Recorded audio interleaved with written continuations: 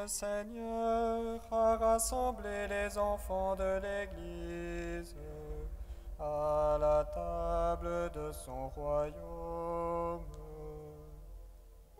Nous nous sommes retrouvés, Seigneur, pour partager fraternellement notre prière d'intercession avec des représentants de différentes confessions chrétiennes.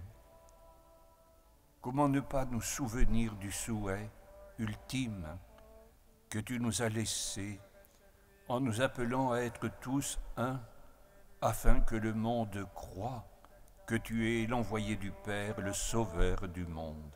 J'entrerai chez lui et je prendrai la scène avec lui et lui avec moi. Nous, à plusieurs, nous ne formons qu'un seul corps dans le Christ, étant chacun pour sa part membres les uns des autres, mais pourvus de dons différents selon la grâce qui nous a été donnée. Le Christ, tous tant que nous sommes, nous formons un seul corps. Chaque communauté est l'Église et le corps du Christ chaque fois qu'elle célèbre l'Eucharistie. Mais elle ne peut être le corps du Christ qu'en étant en communion avec les autres.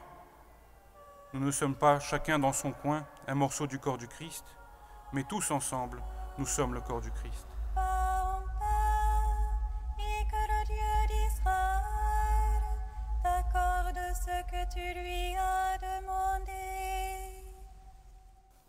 Que dans notre attente de l'unité de l'Église, nous soyons actifs, engagés, persévérants, non pas obstinés sur nos propres visions d'unité possible, mais tout entier, consentant à ces retournements de situation dont l'Esprit Saint a le secret.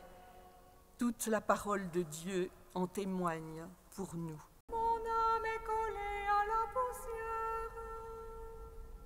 Vivifie-moi selon ta parole.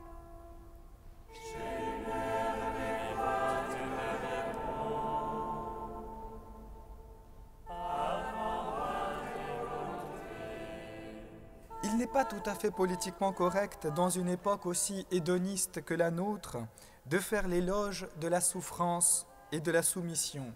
Pourtant, c'est le cœur de notre foi.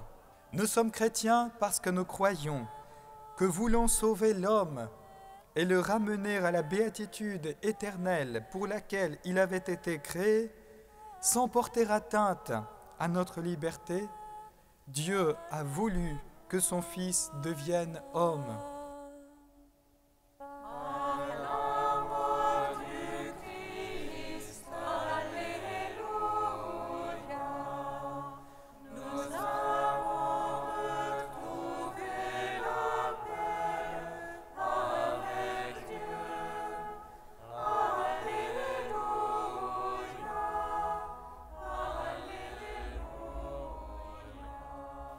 Ainsi, chers frères et sœurs, supplions Dieu, qui a tout mis en œuvre pour nous sauver, de nous rendre dignes de l'unité à l'image de celle des trois hypostases de l'unique et indivisible Trinité.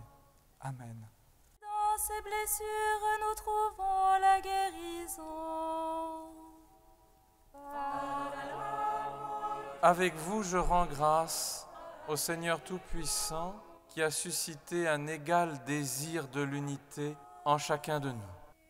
L'exhortation de l'apôtre Saint Paul est d'abord pour une communauté. C'est donc ensemble que nous la recevons. Ne rendez à personne le mal pour le mal, ayez à cœur de faire le bien devant tous les hommes.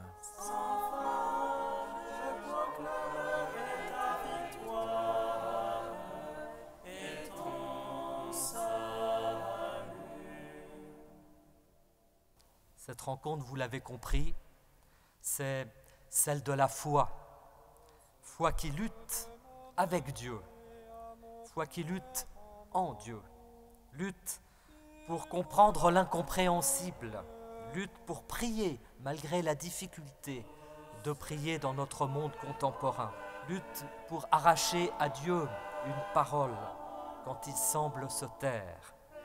Seule cette lutte, comme autrefois Jacob au gué de Yabok, seule cette lutte secrète, intime, personnelle, nous révèle la paix comme une réalité de vie. Tout ce que vous demanderez à mon Père en mon nom, il vous l'accordera.